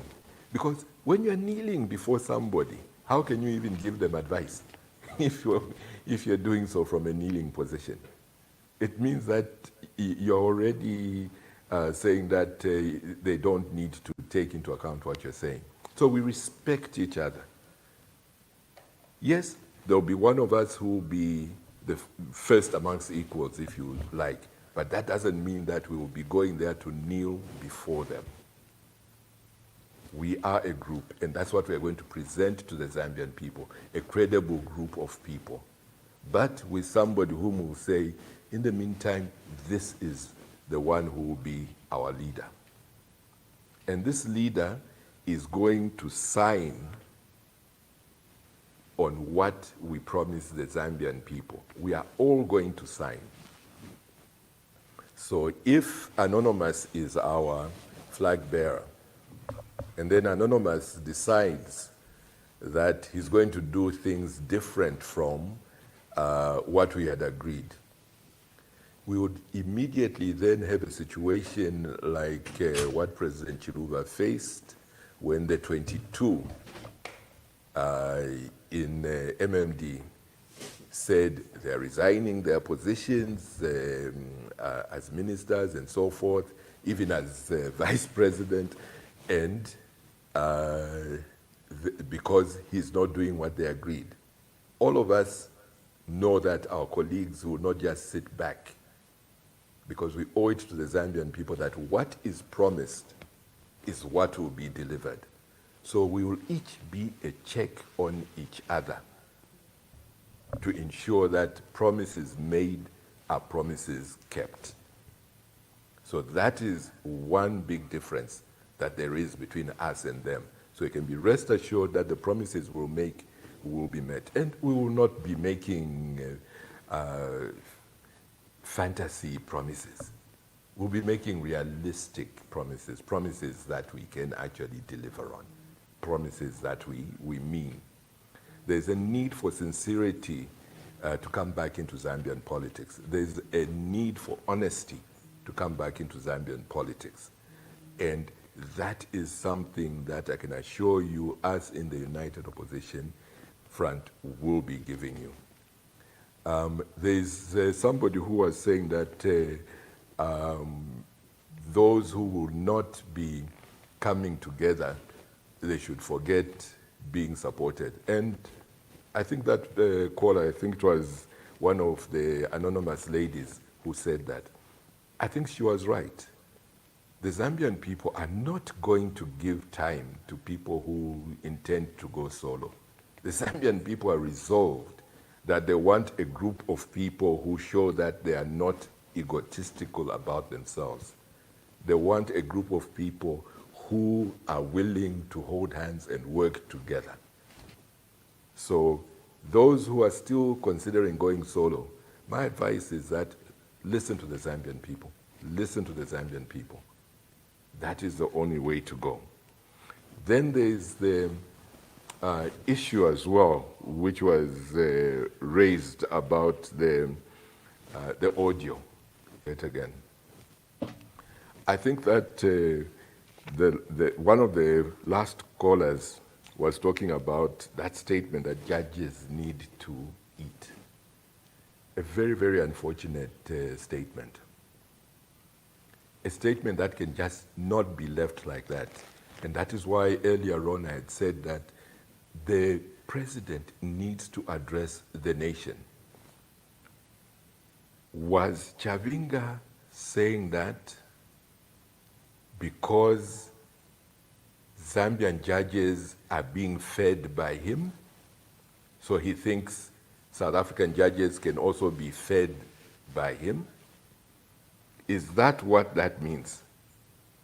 Because Zambian people arising from that audio think that that is the message being put forward. So the president has a duty to clear this up. If he doesn't, then the Zambian people will conclude that this is what this means. His own minister was amongst those who were there. She also has to come to explain to the Zambian people what was being said in that audio. Like I said earlier on, if their defense, their only defense is that that was AI, if they don't have the money for the forensic investigation and analysis of that to be done, us as the opposition will pay for it. They should not be afraid for a proper professional analysis to be done. And that is what will bring this down to being resolved one way or the other. They can't just wish it away. Being quiet will not make it go away. Being quiet, in fact, will make Zambian people believe that this is true and there must be other things that have not come to light which are just as bad. So from a public relations point of view, they need to take this issue of the audio seriously and to address it. There's so many issues which were raised, and I'm trying to remember if I've touched on most of them.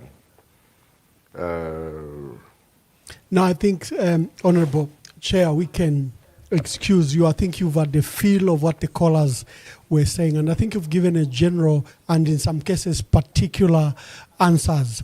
I think what must be understood is we have a nation in peril, in crisis, and the people of Zambia are looking up to you, the opposition. Just give your closing remarks, and I would like to thank you so deeply for spending so much time with us and with our dear audience. Yes, thank you very much. And like one of the people were saying, you're doing a great job. And I think that you must be commended for this program and the opportunity that you've given me and others to come and talk to the Zambian people. And I think that it also should make the Zambian people feel that all is not lost if you can have brave people coming up and talking to the things that need to be addressed in Zambia. One of the callers talked about registration, and I think that that is very important, and I think that that is something that I must stress, that there is a need for us to be encouraging people to go and register as voters, to get their registration cards. That this vote is probably the most important vote that has ever come up in Zambia's history. This is the most important. It is the most important because we have a government which is moving us away from democracy, a government which is very quickly whittling away the freedoms we have as Zambians. If we do not make that important decision in 2026, this trend will carry on. A trend where those who are seeing will be able to let you know that this is the worst that Zambia has been. In spite of this government claiming that for the first time in history, they talk about the wrong things. For the first time in history, we have a country where the majority of people feel that the government is not working for them. For the first time in Zambia's history, we have a situation where it seems that regionally we have no friends. For the first time in Zambia's history, when you go out, I was out recently, and you say you're from Zambia, they actually feel sorry for you. Some laugh at you.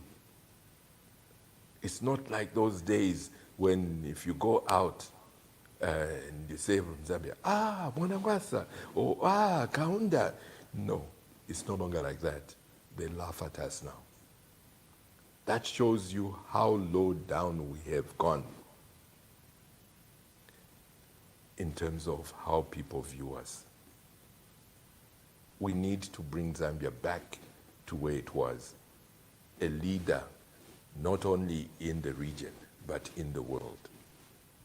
That can be done if we do basic, decent things. Not where you have to end up with a situation where a special rapporteur of the United Nations comes out with that damning report, and instead of addressing it, you start trying to just rubbish the person, but don't address the issues that are raised in that report. That is the same as they're trying to do to the audio. Address those issues arising from that audio. I know that the Zambian people are watching. The Zambian people are intelligent. The youths are also watching. They're very intelligent.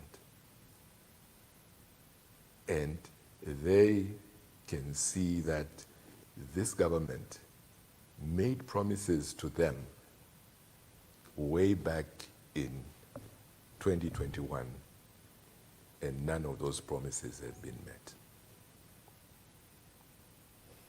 Oh, thank you very much. Its supporters, those are the ones who voted. But as one of the people who called in said, a lot of people who were in support of them have now said they're disappointed. You heard the speakers themselves who were calling in. You have 25,000 miners in Mufumbwe who were brutalized. They have families. and friends. So times that 25, perhaps by 10, that's 250,000. Do you think those Mufumbwe people are going to be voting for this government? You have the street vendors who were thrown out. There was about 30,000 street vendors in Lusaka. Their goods taken and everything. Again, times that by 10, that's 300,000. Do you think that they are still part of the 2.8 million? There are so many examples like that. So that 2.8 million, I can assure you, does not exist. It has been squandered. This government is on the way out. Thank you very much. Thank you, Chair, and thank you for the great opportunity you gave us, and thank you for your insights. And we wish you well in bringing together first the leadership in United Kwacha Alliance, and then you're reaching out to the other alliances like in Tonse, in Zambia We Want, and other who could even be outside any of these structures that you as the opposition are trying to put you together. I think as you saw from the callers, Zambians are looking up to the opposition. They are no longer debating whether President Hichilema should come back or not. So I'd like to thank you, and thank you for giving us this good opportunity. And to you, the callers, I'm grateful for your insistent calls and you calling across the world. You make this program what it is. Tomorrow, we have Honorable KBF tuning, who is going to give us a perspective from Zambia Must Prosper and their views in Tonse Alliance. We've lined up a lot of these leaders. As Honorable Sakwiba Sikota has committed himself today, we want you to hear it from what they would call the horse's mouth. Hear it from themselves as you rely on the opposition to resolve the current crisis that is in our country. And I like what Honorable Sakwiba Sikota was saying. It's not about the removal of President Hakainde Hichilema which matters. It's what you do on the second day after he's gone. What do you do? I loved that. So God bless you, and we'll see you tomorrow, same time.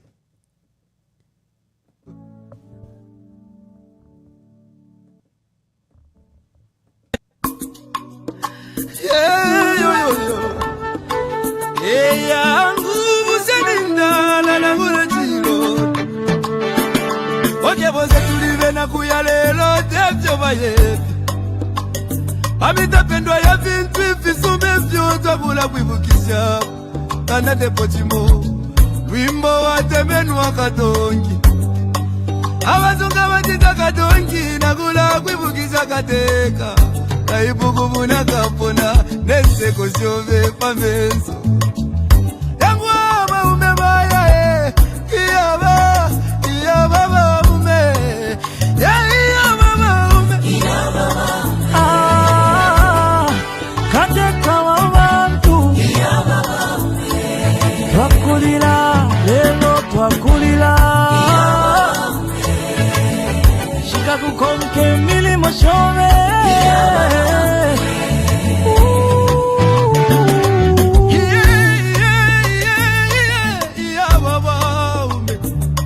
Ale filamba Yena minta pengo shile Eti kume moku londolo la vale Lilo mwingi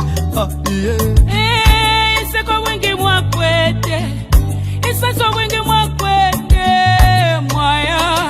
Mwaya mwende wino tata wesu Katushi muchi mwakege Wali bomba kale Lomba mwatu jatuleli laki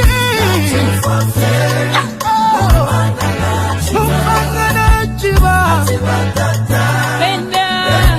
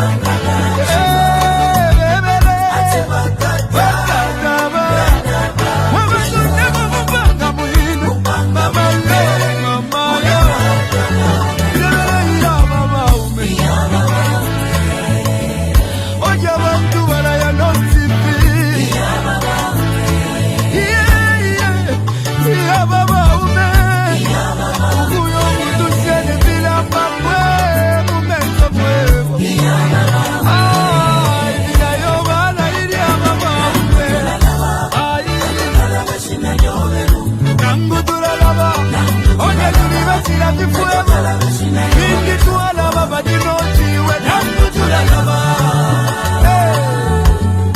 Uti tuala baba Nambu tulalaba Mama Nambu tulalaba Nambu tulalaba Ukula bebyo watu dobuingi Ibisebo wapangiri obuingi Ukuchinjo lusako kumonebo busaka Mama Uti tuala basiani Chakwa katuse